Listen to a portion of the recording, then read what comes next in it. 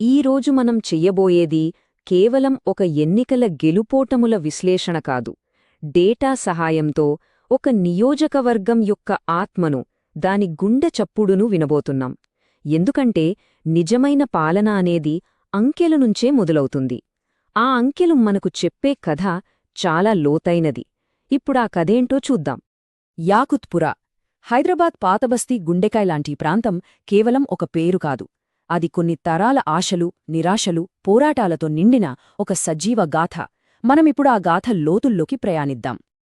ఏ విశ్లేషణైనా క్షేత్రస్థాయి వాస్తవికత నుంచే మొదలవ్వాలి, కరెక్ట్ కదా? ముందుగా ఈ నియోజకవర్గ ప్రజల రోజువారీ జీవితం ఎలా ఉంది, వాళ్ల సవాళ్లేంటి, వీటిని అర్థం చేసుకుందాం. ఎందుకంటే వారి సమస్యలే మన విశ్లేషణకు పునాది. యాకుత్పురా అనేది చాలా సంక్లిష్టమైన సామాజిక నిర్మాణమున్న ప్రాంతం. ఇక్కడ మనం మాట్లాడుతోంది దాదాపు 3.5 లక్షల మంది ఓటర్ల గురించి. వీరిలో సుమారు 65% ముస్లింలు. మిగిలిన వారిలో శతాబ్దాలుగా ఇక్కడే వ్యాపారాలు చేస్తున్న హిందూ వర్గాలు, చేతివృత్తులపై ఆధారపడిన వెనుకబడిన తరగతులు, ఇంకా దళిత వర్గాల ప్రజలు కూడా ఉన్నారు. ఈ వైవిధ్యమే ఇక్కడి బలం. కానీ అదే సమయంలో రాజకీయాలకు ఒక పెద్ద సవాలు కూడా. ఇవి కేవలం పేపర్ మీది పదాలు కావు, ఇవి దశాబ్దాల నిర్లక్ష్యానికి ఆనవాళ్లు. ఆలోచించండి, పొంగే మురుగునీరు ఒక వ్యాపారి దుకాణంలోకి వస్తే అతని జీవనోపాధి దెబ్బతింటుంది. చెత్తకుప్పల మధ్య పిల్లలు ఆడుకుంటే వాళ్ల ఆరోగ్యం ప్రమాదంలో పడుతుంది. ఇవి ప్రజలు ప్రతిరోజూ అనుభవిస్తున్న కఠిన వాస్తవాలు. సరే, ఇప్పుడు ఈ క్షేత్రస్థాయి అనుభవాలను అంకెల రూపంలో చూద్దాం. ఒక డాక్టర్ రోగి నాడిని పట్టుకునే ఆరోగ్యం ఎలా ఉందో చెప్పినట్లు మనం ఈ డేటాతో ఈ నియోజకవర్గం యొక్క రాజకీయ ఆరోగ్యాన్ని అంచనా వేద్దాం. ఇది చూడండి, దాదాపు 60%. అంటే ప్రతి 10 మంది ఓటర్లలో 6 ఓటు వెయ్యలేదు. ఇది కేవలం ఉదాసీనత కాదు, ఇది వ్యవస్థపై నమ్మకం కోల్పోయినప్పుడు ప్రజలు వ్యక్తం చేసే ఒక నిశ్శబ్ద నిరసన. తమ ఓటుతో ఏమీ మారదు అన్న నిరాశ ఇందులో మనకు స్పష్టంగా కనిపిస్తోంది. గెలుపు ఓటములను నిర్ణయించింది కేవలం 878 ఓట్లు. లక్షల ఓటర్లు ఉన్నచోట ఇంత చిన్న తేడా అంటే సమాజం ఎంతగా చీలిపోయిందో అర్థం చేసుకోవచ్చు. ఇక్కడి రాజకీయాలు ఎంత అస్థిరంగా ఉన్నాయో ఇది స్పష్టం చేస్తోంది. ప్రతి ఓటు విలువేంటో ఈ సంఖ్య మనకు గుర్తుచేస్తుంది. ఈ చార్ట్ ఒక పెద్ద రాజకీయ మార్పు కథను చెబుతుంది. చూడండి, 5 ఏళ్లలో అధికారంలో ఉన్న ఏఐఎంఐఎం ఓట్ల వాటా 49% నుండి దాదాపు 33% పడిపోయింది. అంటే భారీ సరివు. అదే సమయంలో ఎంబీటీ పార్టీ దాదాపు సమానమైన ఓట్లతో, అంటే 32%తో బలమైన పోటీదారుగా నిలబడింది. ఇది ఒక రాజకీయ భూకంపానికి సంకేతంలాంటిది. ఇవి 2023 తుది ఫలితాలు. ఏఐఎంఐఎం కేవలం 878 ఓట్ల ఆధిక్యంతో గట్టెక్కింది. బీజేపీ, బీఆర్ఎస్ పార్టీలు వరుసగా 3, 4 స్థానంలో నిల్చాయి. ఓటు వేయని 60% ప్రజల నిరాశ, ఇంకా ఓటు వేసిన వారిలో తీవ్రమైన చీలిక. ఈ సంఖ్యలు ఏ రాజకీయ పార్టీకైనా ఒక పెద్ద సవాలును విసురుతున్నాయి. సరే, ఫలితాలు ఇలా ఉన్నాయి. కానీ దీని వెనక ఉన్న అసలు కారణాలేంటి? ఇప్పుడు మనం లక్షణాలను, అంటే ఈ డేటాను, అసలు వ్యాధితో, అంటే వ్యవస్థాగత వైఫల్యాలతో ముడిపెట్టి వ్యాధి మూలాలను విశ్లేషిద్దాం. మా విశ్లేషణల్లో 4 ప్రధాన కారణాలు స్పష్టంగా కనిపిస్తున్నాయి. మొదటిది, దశాబ్దాలుగా పేరుకుపోయిన పౌర సమస్యల నిర్లక్ష్యం. రెండవది, ప్రభుత్వ వ్యతిరేక ఓటనేది అనేక పార్టీల మధ్య చీలిపోవడం.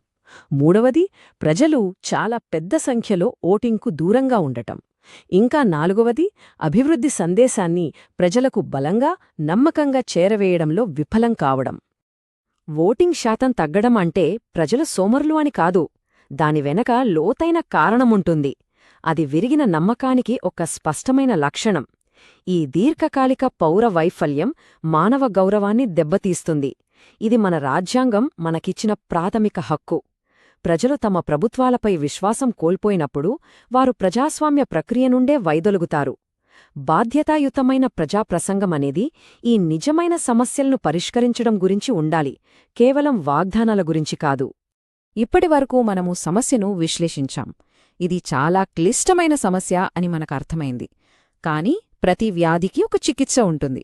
ఇప్పుడు మనం పరిష్కారాల వైపు పయనిద్దాం. ఇదిగోండి, ఇది కేవలం ఊహాజనితమైనది కాదు, డేటా ఆధారంగా రూపొందించిన ఒక వివరణాత్మక చికిత్సా ప్రణాళిక.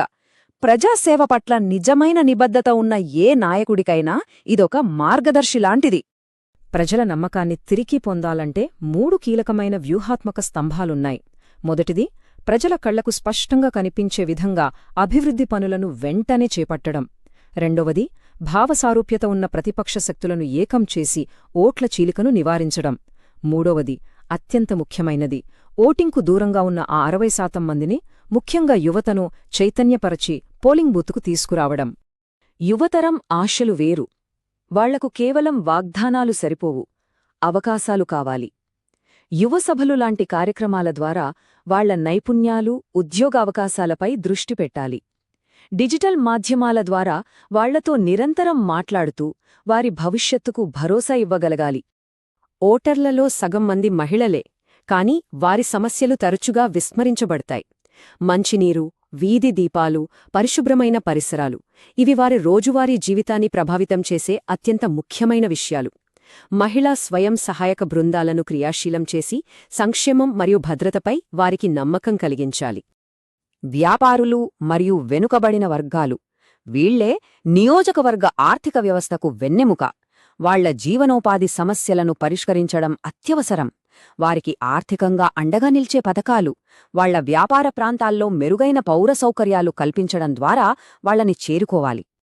వ్యూహం ఉండటం ముఖ్యం, కానీ దాన్ని క్షేత్రస్థాయిలో ఎలా అమలు చెయ్యాలి అది ఇంకా ముఖ్యం. దీనికోసం మన సంస్కృతిలో లోతుగా పాతుకుపోయిన ఒక శక్తివంతమైన నమూనాని పరిచయం చేద్దాం. అదే చతుర్ముఖ సిద్ధాంతం. ఈ సిద్ధాంతంలో మొదటి పాత్ర శివుడిది.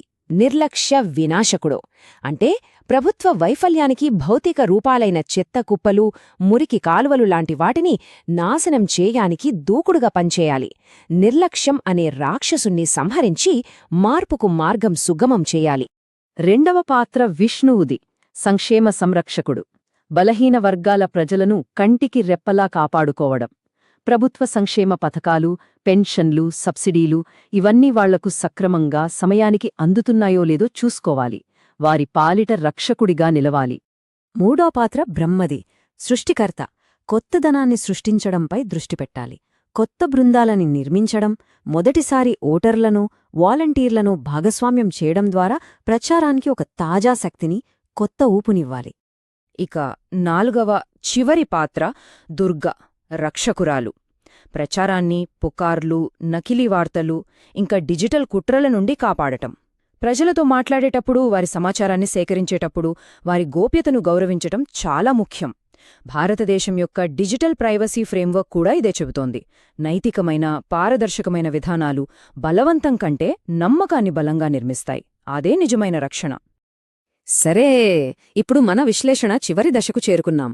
రోగనిర్ధారణ స్పష్టంగా ఉంది, చికిత్సా ప్రణాళిక సిద్ధంగా ఉంది. ఇక భవిష్యత్తు మార్గం ఏమిటి? ఈ డేటా ఆధారిత నివేదిక యొక్క ముగింపు చాలా సూటిగా, స్పష్టంగా ఉంది. ఇక్కడ ప్రాథమిక మార్పు అవసరం, మరియు ఆ మార్పు నాయకత్వంతోనే మొదలు కావాలి. పాత పద్ధతులు, పాత ముఖాలు ఇక పనిచేయవు. ఒక తాజా అభ్యర్థి లేదా పూర్తిగా పునరుద్ధరించబడిన బృందం అవసరం. ఎలాంటి చర్య తీసుకోకపోతే కలిగే పరిణామాల గురించి ఇది ఒక ప్రశాంతమైన హెచ్చరిక. కానీ అదే సమయంలో ఇది నిజమైన పునరుద్ధరణకు, ప్రజల నమ్మకాన్ని తిరిగి గెలుచుకోవడానికి ఒక గొప్ప అవకాశం కూడా. మార్పుకు ఇది సరైన సమయం. చివరిగా ఒక ప్రశ్నతో ముగిద్దాం. ఈ ప్రశ్న కేవలం యాకుత్పురా గురించి మాత్రమే కాదు, మన దేశంలోని ప్రతి నియోజకవర్గానికి వర్తిస్తుంది. సరైన ప్రణాళిక, నిజాయితీతో కూడిన నిబద్ధత ఉంటే నిర్లక్ష్య చక్రాన్ని నిజంగా ఛేదించగలమా? మార్పు సాధ్యమేనా? ప్రజల కేంద్రంగా ఉండే నాయకత్వాన్ని నిర్మించి నియోజకవర్గాలను ఉన్నత స్థాయికి తీసుకెళ్లాలనుకునే వారికి blueprintstrategies.ai వద్ద పరిష్కారాలు ఉన్నాయి. mgr@blueprintstrategies.ai లో సంప్రదించండి, లేదా 08042041602కు కాల్ చేయండి. రాజకీయాలకు అతీతమైన లక్ష్యం.